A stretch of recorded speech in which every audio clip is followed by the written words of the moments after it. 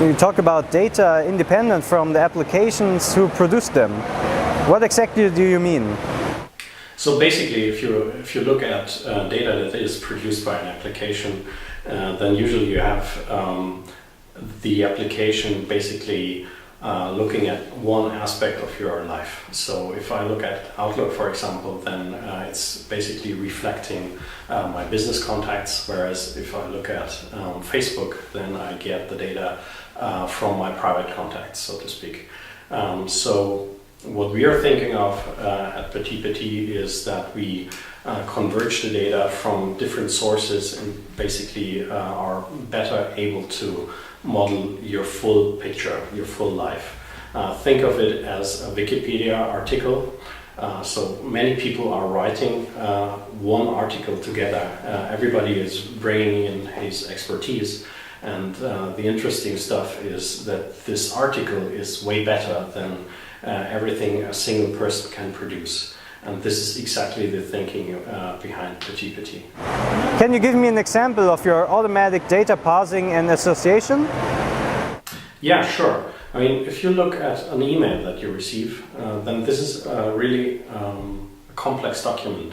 So you have the body of the email, you have the recipients, you have the point in time where you receive that email, you have attachments and so on.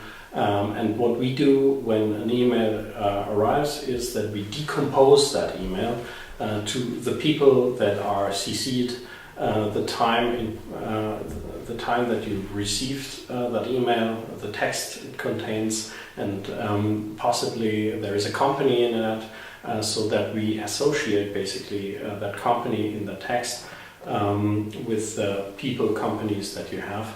And you can find that email, for example, when looking at the company. So different dimensions basically give you access to the same document. And that's the magic behind PTPT. Touch devices cannot be only about replacing a keyboard and a mouse. With PTPT you are envisaging touch as a metaphor for data management commands. Can you give me an example for that? Yeah, sure. So if you currently look at the mobile devices that we have flying around right now, then it's usually an icon that you can click or tap to start that application. Basically, a second use case is a scroll bar maybe, or something like a picture where you have pinch to zoom, but that's basically it when it comes to touch. When you look at PTPT, then it's different because the position of an icon leads you to facilitation in retrieval. What do I mean by that? If you bring, let's say, a contact that you have near the things, for example, then you will see all the things that are related to that contact. Or you move that contact to the timeline and you get all of the documents that you receive from that contact, like emails, but also SMSs and so on. So basically the position of an icon can be used for retrieval, and this is the new dimension that we bring to touch devices. Why does PTPT create an ecosystem? Yeah, we think that basically what PTPT does is it models the whole universe of the knowledge of a user. So every application can basically feed into that ecosystem, but also gain from that. And the idea is, just as the example I made a couple of seconds ago, that you have different applications that model one aspect of the user, but other applications can really look at the data as a whole and use that. So this is one part we are thinking of. The other part is that we are thinking of, let's say, content providers that don't need to write something like an e-magazine where you basically just consume the data and then it's gone. What we think of is that your content is really more sustainable, because now you can feed it into the universe of the user, and all of the applications flying around can basically work with that. So there is more value for content providers as well. What are the benefits for developers? So a developer, just pertaining to that example I gave just a second ago, is that you don't really need to care about where the data came from.